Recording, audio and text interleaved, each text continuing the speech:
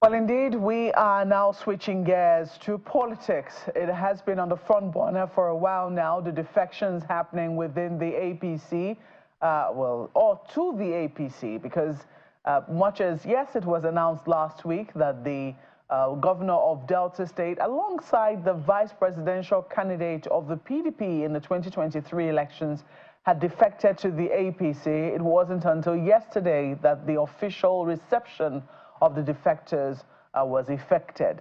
So yesterday it happened, and this was how it went down.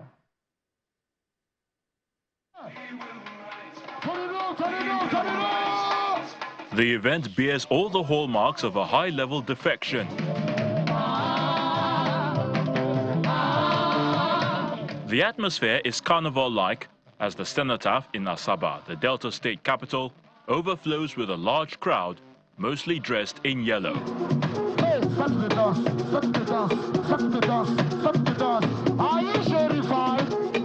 Vice President Kashim Shettima headlines a prominent gathering which includes APC governors, key National Assembly members, and the top leadership of the ruling APC. I want to thank my brother governor. The tone is set by the chairman of the Progressives Governors Forum and governor of Imo State, Hope Uzodimma. Both the federal and subnational governments are sufficiently represented here. We have even SSA political, Alhaji Ibrahim Masari, Waziri Kasina in our midst. So the party is complete. The government is complete, ably led by our leader, the vice president.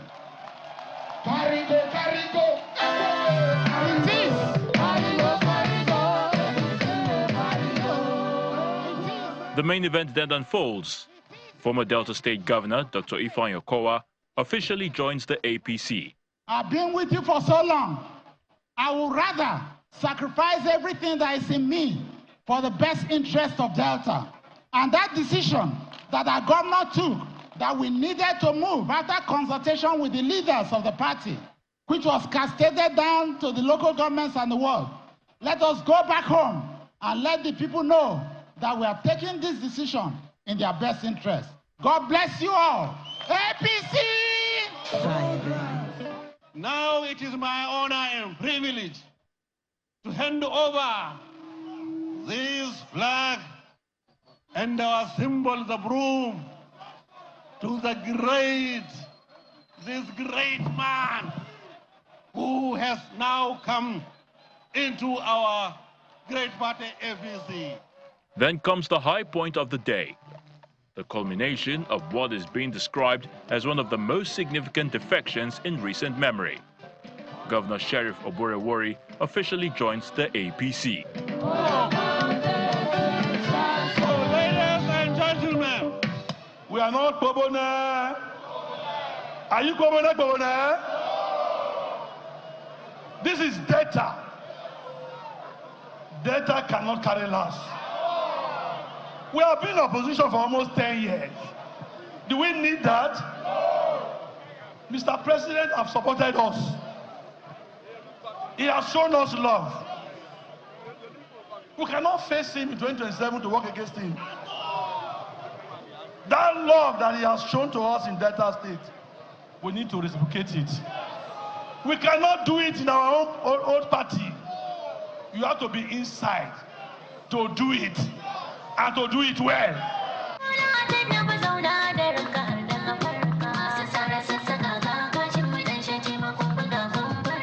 Last but certainly not least is none other than Vice President Kashim Shettima. What testimony could be greater than the promise of this day? A political tsunami of unimaginable proportion that has never happened in the history of the South region, and barely in the history of this country. A tsunami of this proportion had never happened. All the members of the upper chamber of the National Assembly are in the APC. The Speaker and all the members of the House of Assembly. So many members of the House of Representatives. The governor and his entire cabinet and 500 councillors across the 25 local government areas of this great state. What testimony do you have greater than this? This event undoubtedly marks a significant shift, not just in the political dynamics of Delta State and the South-South region, but also at the national level, as the All Progressives Congress and its political rivals continue to strategize for the 2027 general elections.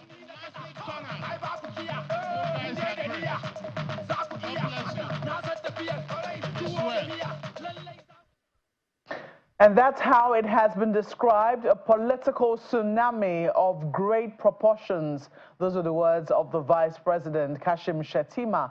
And of course, political analysts have more than a word on it, on what has happened in Delta State. This morning, we're joined by the National Secretary of the CUPP, Mr. Peter Ahmed. Thank you so much for coming to our studios this morning. Thank you. Good morning. We also have joining us virtually Mr. John Nani, who is the chairman of the SOPADEC and also a former aspirant at the Delta Central senatorial seat.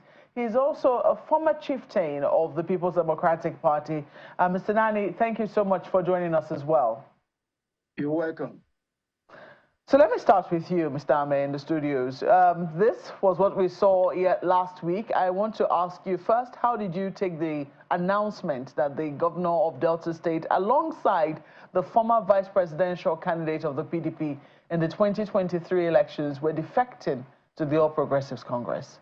For me, I think it's just that people are not coming into terms with the current reality that we are facing, especially when election is now, being driven by, the authority of the people and people's interest to participate or those who govern them.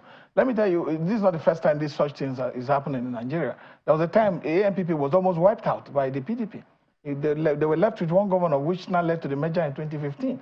PP had two governors in the southeast. They jumped to the PDP. You can't say that because you have those who are losing political relevance, who have underperformed, especially with the kind of resources that have, that have come from federal allocation to Delta State. You can't say those who are now, who are now political opportunists and have left their party. And now they are not going to determine the course of event for 2027 election. Yes, there will be some of their supporters who will go along with them. You can look at the crowd. Those crowds were mobilized. They were funded from each local government by buses to arrive there. When the people's movement and the people are interested in the process, you see organic process. You see interest on how to save this political madness will stop. Because you can see from the result of the 2023 election how the people determine the course of our political trajectory, how they came out en masse to register as voters and then participate in the process. You can't have a situation where political opportunists, people who are afraid to face the challenges of what they've done in government and give account to EFCC and then come up and then say they're making it the interest of the people. This is not a political strategy. It's not a political strategy to say you want to ally with the federal might. What is federal might going to do for you? To do what? You're already getting your statutory allocation from the federal, from FAC. You're getting everything that is supposed to come to Delta State. So what are you defecting? It's because you're afraid of election. Because you can't get to the level that the COA got to and the level that the governor got to. Yeah, but let us face it. I mean, you just mentioned you can't get the level that Okowa got to. For God's sake, the former governor Okowa too has also defected. He was even a vice presidential candidate. And for a number of people, that's a bit shocking that a vice presidential candidate in just the last elections will defect to the All Progressives Congress. So he's also there as well. Some people have said, oh, this is in calculations ahead of 2027, not necessarily for Delta politics. It might help Delta politics, but they're looking at a broader coalition. Do you see anything along that line? No, I don't see. What I've seen is that people, self-preservation and an attempt to remain in power, and look for a shortcut to it. But elections are driven by the people. Election is one man, one vote. In an election, the vote will be cast at the polling unit, vote will be counted at the polling, and winners will be announced at the polling unit. This same guy, if you look at the 2023, some of the campaigns, they'll say, oh, he's obedient. You have to support him. Because you see, when the tsunami of the people come, you will discover that these same people, yes, they will have some level of support, but it will not outweigh the mass participation of the citizens. Interesting. It will never be. Labour Party carried the day in Delta State in the presidential elections, but not so in the governorship elections. But let me go to, somebody who I'll say is on the ground in Delta State. Mr. Nani, I do not know what your own contributions will be, but, some people will say that, Delta largely, we've seen, yes, attempts to try and wrest power. There have been very strong attempts to wrest power from the PDP in Delta State. We've seen the likes of Great Ogboru, who has, put up a pretty good fight in the opposition in Delta State. And in the last elections, too, we saw the APC give the PDP a run for its money. But it does appear that is the PDP tired of fighting in Delta? Is that why they have decided to capitulate to the antics of the APC?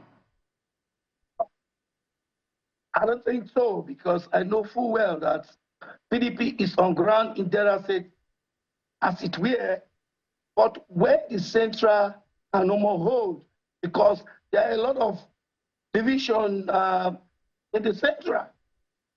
We don't know who is the secretary of the party. We don't know who is the chairman of the party. A lot of litigation here and there. People have hijacked the party. And no one, I don't think any other state in Nigeria will say, oh, they are more forceful as members of PDP than the other states. But where the central no more hold, what do? The policy of Asiwaju Ahmed Tinubu, before we criticize it now, but at the long run, I know full well it's going to pay off. And the drivers of PDP in the other state, the governor, who is the captain of the ship, the immediate past governor, who is the chief engineer of the ship, has looked at it that, yes, the interest of our people matters a lot. What do we do? Should we stay fighting? One does not fight forever. You fight for a particular right to be gotten. Now, if the right you are fighting for is the interest of the people, and the interest of the people can only be gotten when there is peace and harmony, I think you told the part of peace. I know full well that the movement of the governor, who is the captain of the ship of governors in Delta States, to APC is for the betterment of the people to get the dividends of democracy. He has done well. If he has not done well, all the awards he's getting, he will not be getting them. And if he has not done well, you will not see the mammoth crowd yesterday. I'm a grassroots politician. I'm a lawyer. If he's not doing well, I'll pronounce it and stay on my own. A lot of persons, you go through the 25 local governments, you will see that all the leaders were there yesterday to defend with him. Do I take it then that you also defected to the APC? Because he is the captain of the ship.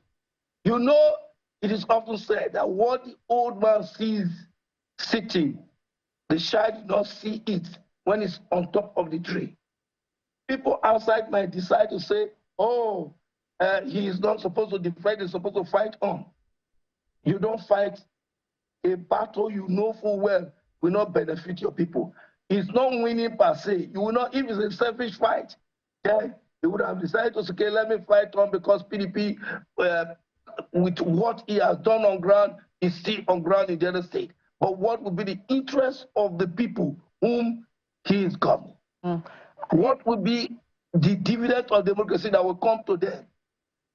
Yes. I have said, just a moment, I have said that, Delta has not been shy. I mean, it has faced pretty stiff opposition in the state in the course of producing its governors, particularly since the advent of the Fourth Republic.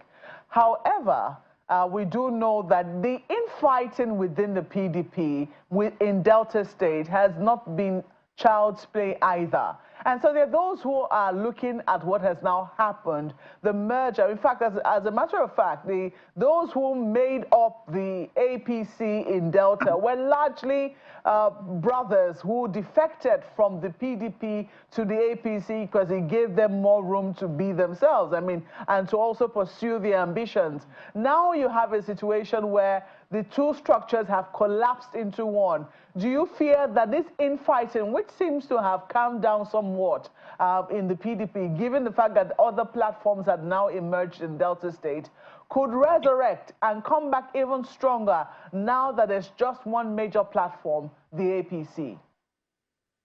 You see for yourself yesterday, those who were supposed to be in APC as opposition to PDP in Delta State were all there receiving the governor wholeheartedly. And they clearly stated that the governor should be the driver of the vehicle. That should tell you that, yes, they are receiving the governor believing that peace is better than war. Because Shuna Achebe said, in peace, children bury their father. But in war, father buried their children. They've agreed to work together. Okay, let me come to you, Mr. Mayor, because I'm sure that you are no stranger to the politics of Delta State. You're no stranger to the politics of Nigeria. We've been told that this is just the start of a gale of defections that could be happening. I mean, even we understand the governor too also said so. Looking at where we currently are, I mean, you've talked about how we've seen this before. There were talks around whether we were drifting to a one-party state, whether anyone could wrest power from the ruling PDP at the time. And eventually we saw in 2015 that, you know, the opposition factors knew that they had to come together to do something about, you know, creating a viable opposition. But then there are questions now as to whether or not, you know, we now have anybody or we have a group of people who can actually come together. There have been talks around a coalition. Do you see elements left remaining for a coalition with such a massive defection? Sincerely, there's no massive. I think we are over-exaggerating some of this issue. He has said it in some of his statements that yes, President Tinubu policy might not be seen right now, and it's putting poverty in. It's making people go hungry, and it's creating a system where the citizens are not happy, and that in the future, that probably the whole thing will come to materialize. But at this moment, people, when you have a government in place that is not interested of people's interest, you know, I was seeing that is disengaged for how the people feel on the street. The government is going to eventually pay for it when it comes to the polls. You can't have a system. We look at 2033, for instance. In Delta, the Labour Party, the almost unknown Labour Party won the presidential election. The Labour Party won about 50% in 7 states, 25% in 16 states. There was no structure, there was no governor, there was no House of Rep except one man, Peter Obi. You look at Kwankwaso, you look at Alex Chioma-Otti. See, it is no longer about this defection. Those in government today are missing the point because the governance space has been shrunk to a point that citizens now engage. From social media, they can get information. When we started our democracy in 1999, there was not too much engagement. There was not too much interaction between the citizens and sharing opinion on how how bad leadership have affected them. But today, there's a process by which the citizens engage the process, and if that process is not fair enough to protect the right of the citizens by making sure that the daily needs of the citizens is what is brought to the table to discuss and giving us factual data, how the economic policies that you are bringing about is improving the life of the people. We can't continue to play politics from the day of election until another election.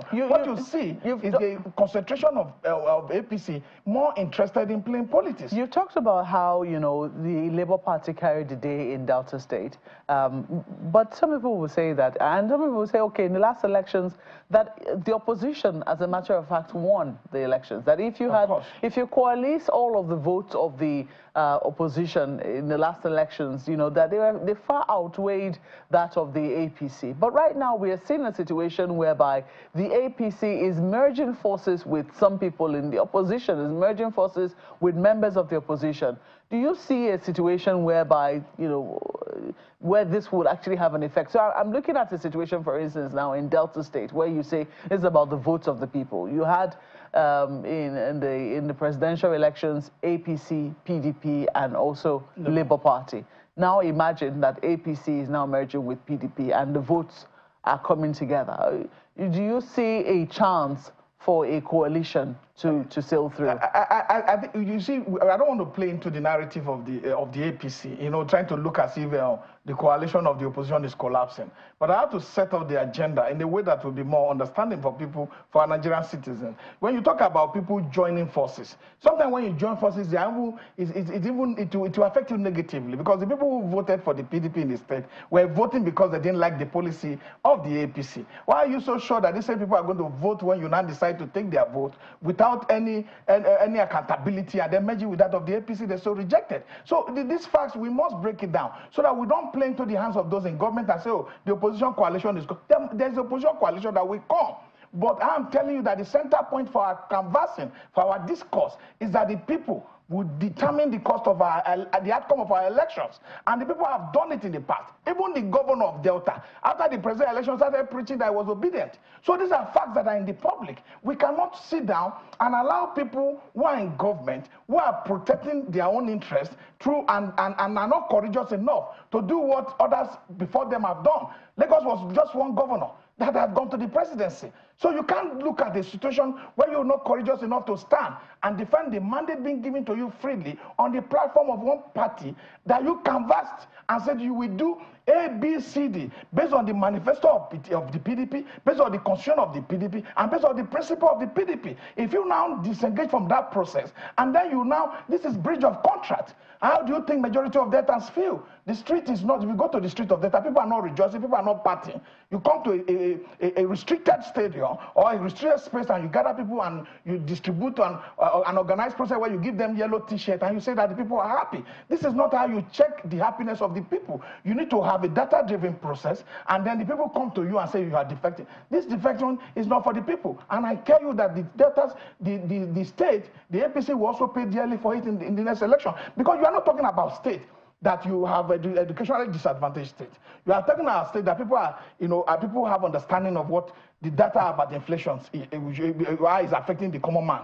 The data about the insecurity in the country, why people can no longer go to farm. The bandits, that are taking over our highway. These are the statistics that people are looking at. And what is the interest of the president? How is the president working to push this whole system? Because the APC today, that the Delta State government are moved to, the Delta State government is going to have he has forgotten that he's going to have the share of whatever failure that the current president is putting up on our economy. So when people just want to make political headline and try to make sure that Nigerians are afraid, I contested it. I go to rural communities. The way people think is not how majority of the politicians think. And that's why we're seeking that if there's an electoral process that do demand that the people will go and vote and their vote will count. Let me tell you, there's no entrenched political structure that can defend the participation, mass participation of the people. None anywhere in the world. It has never happened. It will not happen in 2027 because the people always will determine their future by going to vote and say,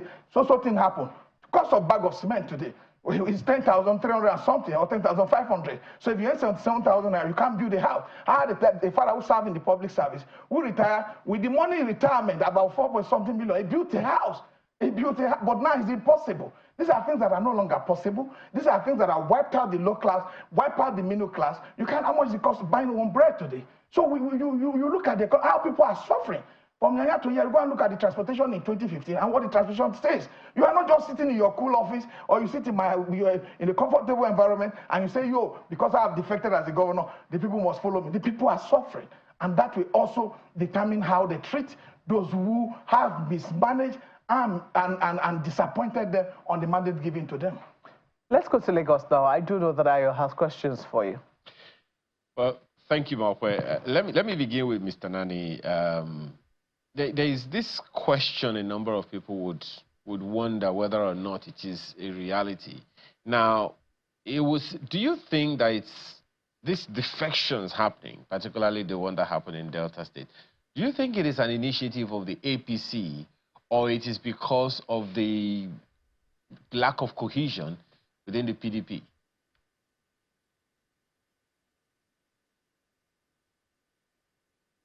Can you hear me, Mr. Nani?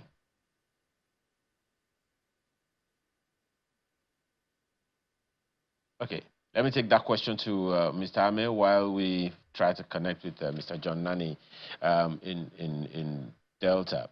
So, Mr. Ame, in your opinion, do you think this defections we are seeing? You think it is something initiated by the APC to attract the opposition, or you think it is because of lack of internal politics or internal political cohesion within the opposition?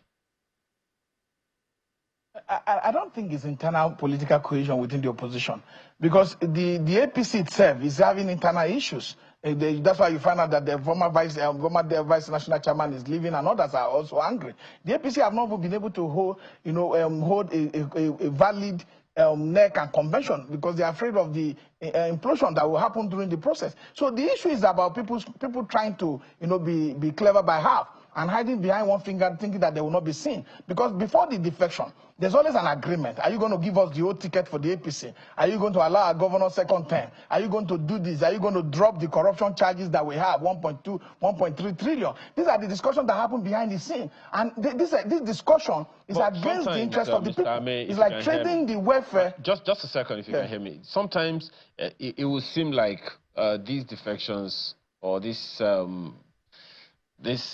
displeasure by the politicians and their supporters is always inspired or informed by some other issues previously. For instance, prior to 2015, Mr. Ame, you'll find out that these same mass defections happened from the PDP into the APC, which was a new party at the time, if you remember. And then after some time, during the 2015, post-2015 elections, some of them moved away from the APC back into the PDP. And some of them are trying to structure this party to be stronger now. So it would seem like sometimes it's the internal machinery, particularly of the PDP over time, that's made these mass exodus happen from time to time. I still do not agree, because the 5 governors that left in 2015 that eventually gave the APC victory, because the APC wouldn't have won. I was the vote they used to that was used in defeating the PDP. But the major issue, sincerely, is that people are driven by self-interest. They don't look at the collective interest of the people. They are driven by self-interest in the process. Oh, what am I going to get? It was about presidency. Jonathan was going for second term, and they said, oh, we will not agree, and they left. And if they had stayed, one of them, that article by 2019 would have been, the power would have gone to North, and they would have become president. It is lack of patience to follow a system that has been established through, normal conventional means, where you have, convention, organizing NEC meeting and others to be able to stabilize issue. If your party has taken decision and you believe in the principles that's being canvassed by the party, or you believe in the manifesto of the party, you will stay put and try to repair it. You will stay put and try to solve some of this problem. But the easiest way out is to save self rather than work for general public. The easiest way out is to serve interest rather than serve the interest of the people. Yes, that should be a little disturbing. I have one question just before we go on a short break. I have one question for Mr. John Nani. I asked that question the other time, but let me put you to another one to you. There's always this fear that mass defections into a strong party makes it so much stronger than it erodes the multi-party democracy that we have. What's your view on that? I don't think so. People might, say it that way, because I know full well that for anybody to move from a village to another, there must be a reason. If you don't have a background, a peaceful background for you to operate, you leave that particular village. Now, PDP is in disarray. We need to move to APC because of the people. The people need the dividends of democracy. The movement you see is councillors, the local government chairman, House of Assembly members, House of Rep members, senators are all now in one party. And they are the representative of the people, not just the governor that has moved. So if my friend there will say that the masses will say no, as if forgotten that when it came to the election of the governor, the APC in the other states only got 4 local governments out of 25 local governments. And now, the APC that came second is now with the PDP that came first, now member of APC. That shows to you that it's 25 over 25 in APC now. The Labour Party you are mentioning only got the vote during presidency because of the notion that the people needed a Southern president. And you know what it is? In Nigeria now, that ethnicity always play a part when it comes to election. And it raises questions, Mr. Anani. It raises questions because ideally, we can all agree that that's not supposed to be the case. But you know what? I have one or two other questions for you when we return from this break. Do stay with us. Thank you all for staying with us. Mr. Anani, let me still stay with you for 1 or 2 seconds. Do you think there's anything the PDP could have done to retain its members? I understand that he's taking a break for a little while, but let me take that question to Mr. Ame. Do you think, Mr. Peter Ame, that there is anything the PDP in particular in this case could have done, perhaps looking into the crystal ball and seeing what could have been? Do you think there's anything they could have done to forestall this gale of defection, if I can use that term?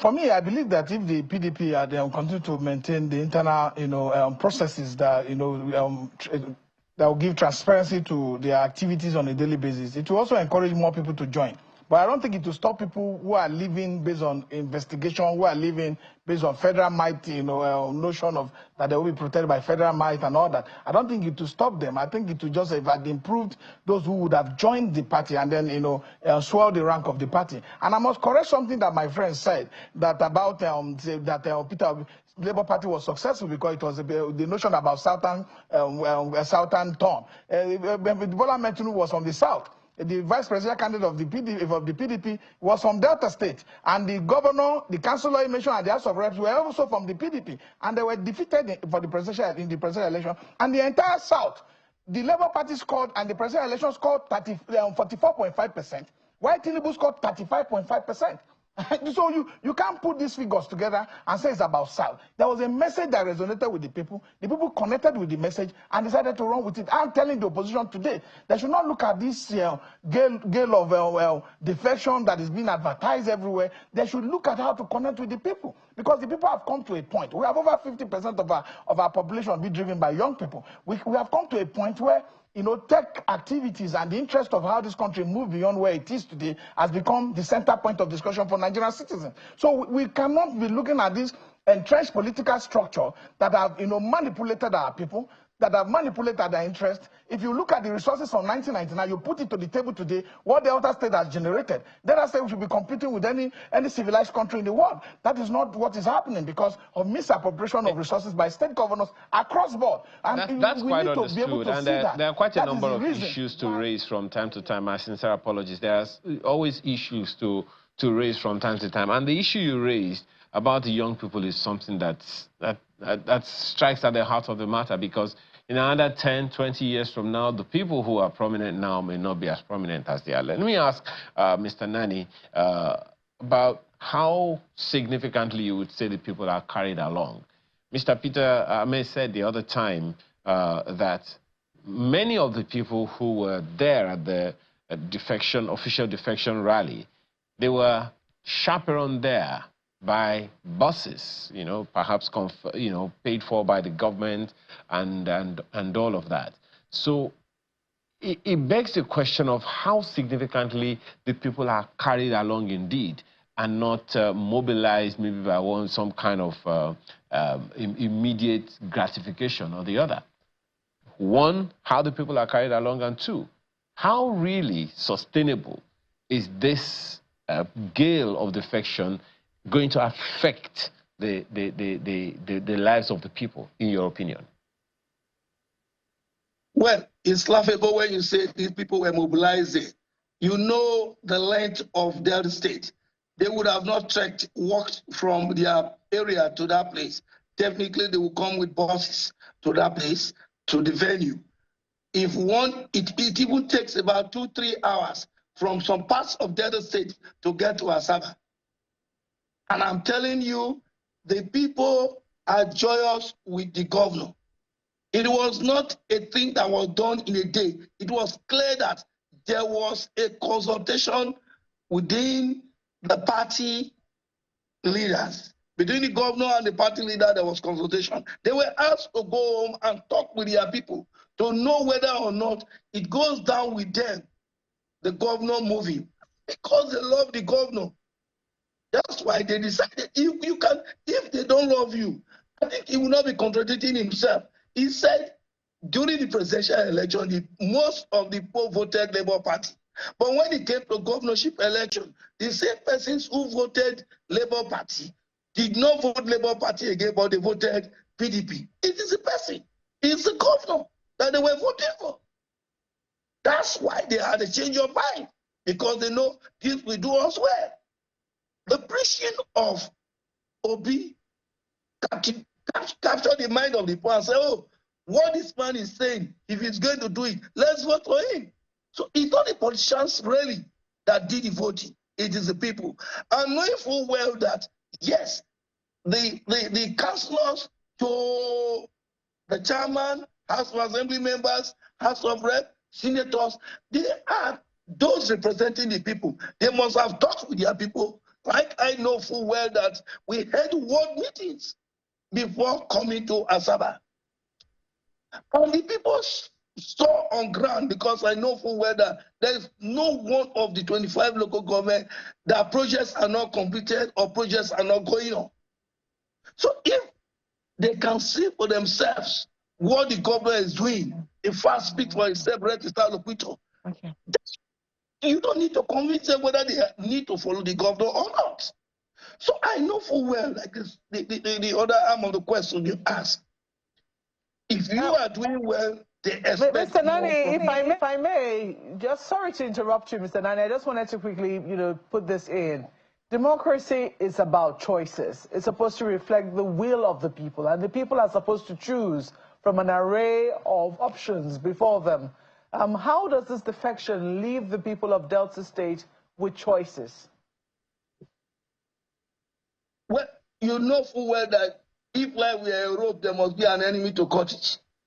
The defection you see, the mammoth crowd you are seeing today, does not leave the fact that there might be skirmishes of persons who will also have a choice to say, okay, we are voting for party C or party D. But the majority, when it's democracy, carries the day. All right. I know full well there will be some persons who will have a choice of voting to giving to another party, but I know full well more than 80% of Deltas are with Sheriff Oborewori as the governor of the state. All right, I think it's a fine place to leave it. Let me come to Mr. Peter Ame. Well, you are looking at, you say this is about the people. He is looking at the fact that majority carries the day, and he thinks at this point, this coalition has given them majority. For you, what about choices? They have taken away the choice, made by the people and given it to, the minority in the state. So is it looking bleak? It's looking bleak for them because, let me tell you, he said that when it came to, during the time of the presidential election, they voted for Labour Party and they now voted for governor. You remember that the message by the PDP was that they were obedient. That was the reason. And the people are going to now differentiate this time. These facts are there. He's chairman of the Supertech. He said today, if he did not decamp with the president, the governor, that he will not be removed. He knows that this is not his free will. These are people who are protecting what is on the table. If you tell me our councillors today in the local government, is there election? There's no election for the councillors. They are appointed by the governor. There's no election for the local government chairman.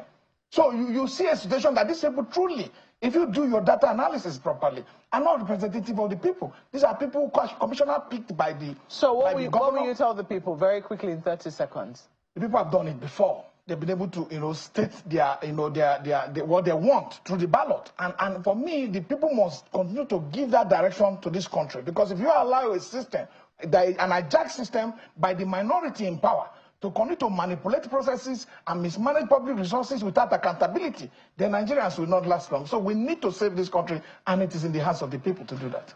It's a fine place to leave it. Thank you so much for coming on the program. Mr. Peter Ame is the National Secretary of the CUPP. He's been with us here in our Abuja studios. And Mr. John Nani was the chairman of the Supertech and a former aspirant Delta Central senatorial seat, and also a former chieftain of the PDP, joined us virtually. Thank you so much for coming on, Mr. Nani.